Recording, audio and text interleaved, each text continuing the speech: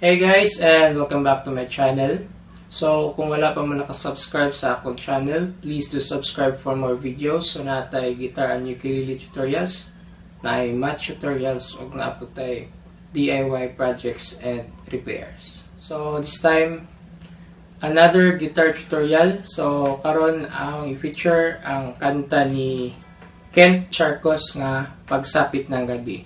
So, request siya ni Mr. Robert Lee Bawiga. So, salamat sa pag-request sa kanta. So, una pa sa intro. So, sa intro, ano niya is tulo ra ka chords. So, kung kaskasan ninyo, ano ninyo gamiton? G. Sunod ano niya is G major 7. So, kaya ito do, ibutang nyo sa second fret sa E na string, lower E string. Sunod open eh. Then balik na po sa second fret.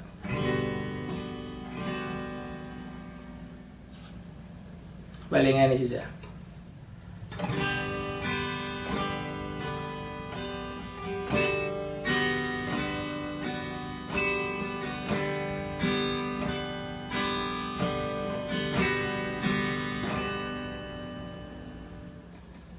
Or pwede nga ni. So, kayong duha. Sumura ni sa G. Ngayon nga ni kurma. Kayong duha. Niya. Kaning inyong kumagko iipit sa third fret sa E string.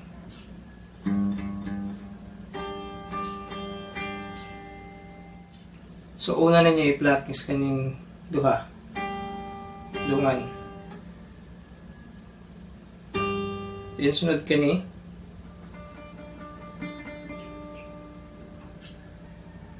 Dahil balik pa ka na puli-puli. Mali nga ni.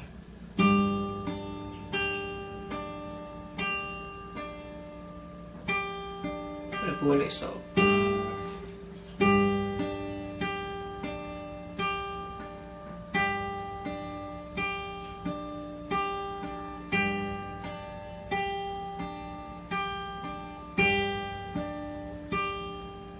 so, yung ani may tabok.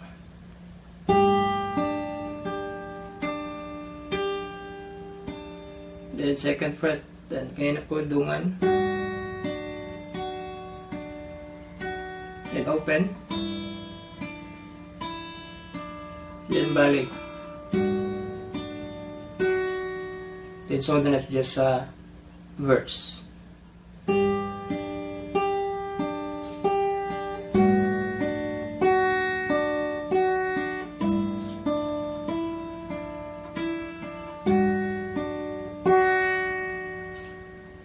Then sa verse, so ano yung mga chords na gagamit. So una is G, kaya nga G. So na G slash F sharp. So G chord pero F sharp ang bass.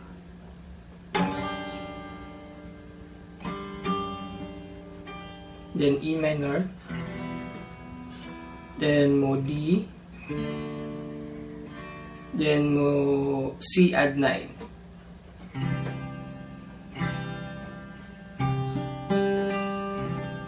Sumula na sa G forma pero nasa ubos. So balik ta, G. Then G slash F sharp. Then E minor. Then D. Then C add 9. Strumming singani.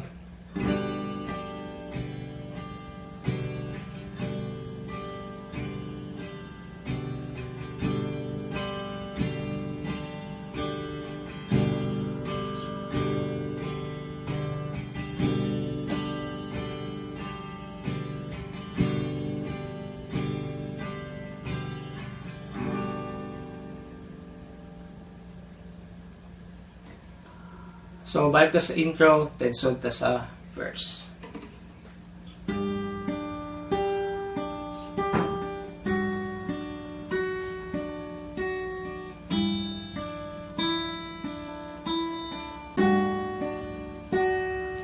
Alam ko na Ang ibig sabihin ng bawat pagising ko, tuwing ating gabi,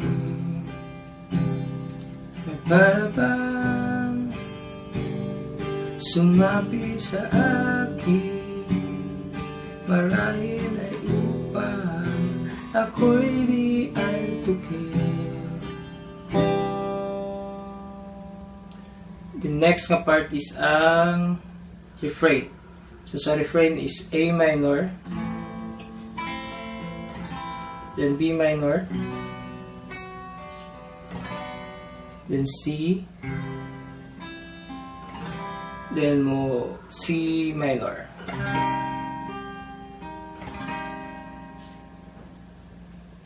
Marahil ay upang ako'y di antukin, kung bibilangin mga bato't bituin, di mangyayari ako'y makailin. The chorus. So sa chorus is the same na gyapon ang chord pattern sa verse. Di mangyayari ako'y makaingin, sana ay tuwid bawat pagsapit ng gabi, kahit alam ng puso kung kailan ba hindi na maay magbalik kahapon nating kainis. Paano ko nga ba maitatawid bawat gabi?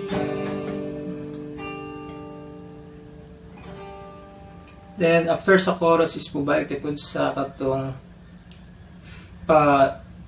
first two parts sa intro.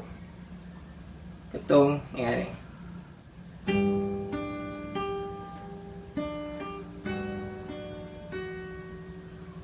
That's what the second verse.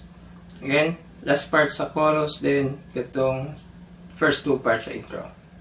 Paano ko nga ba maitatawid ang bawat gabi?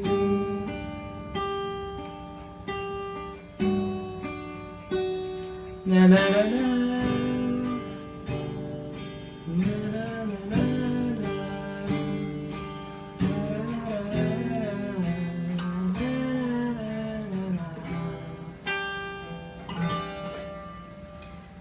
then ang next na part ani niya is ang bridge. So sa bridge, ang chords kay F, then E minor. Sunod ani niya is D, then C. So mo ni siya first part. So sa second part is F, balik na sa F, then E minor, then pundura sa D.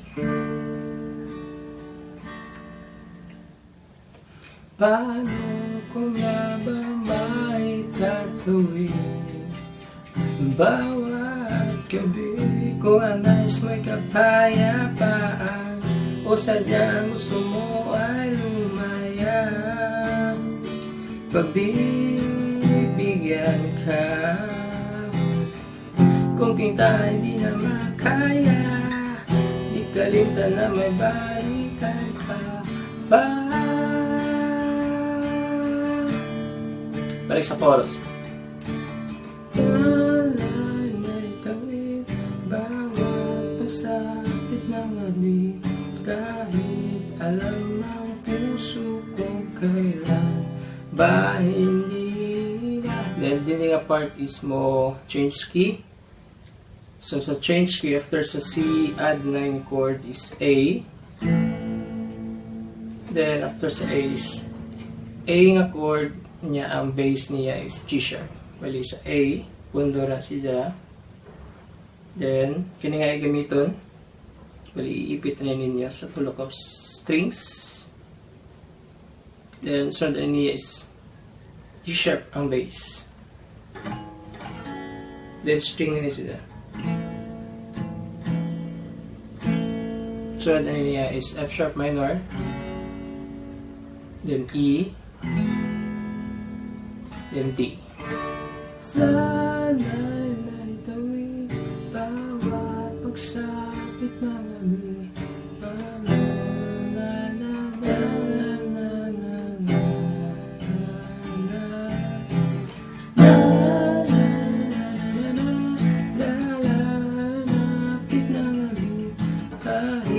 Alam ng puso ko kailan may hindi na maaaring magbalik. Kahapon natin kay tamis, paano ko nga ba may tatawid ang bawat gabi?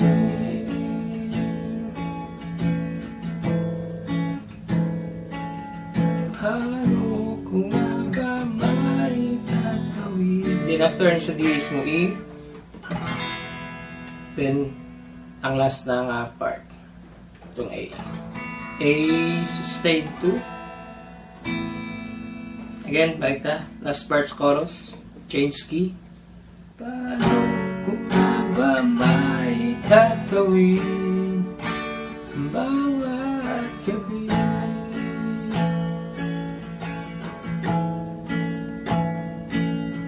Paano ko nga ba may tatawid bawat gabi?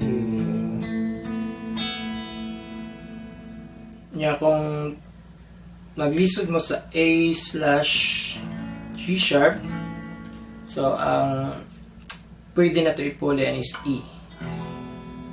So para sa iyo na. Okay, lisod mo kaya ni sa kabuton na. So, E na lang. Mali nga rin ito po. Sana may tawid bawat pagsapit ng gabi. Kahit alam ng puso kung kailan ba hindi na maaaring mabalik. Kahapon natin kay tamis, paano ko nga ba may tatawid ang bawat gabi?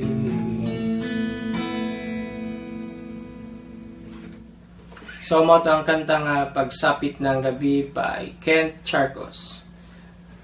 So, thank you for watching and see you next time.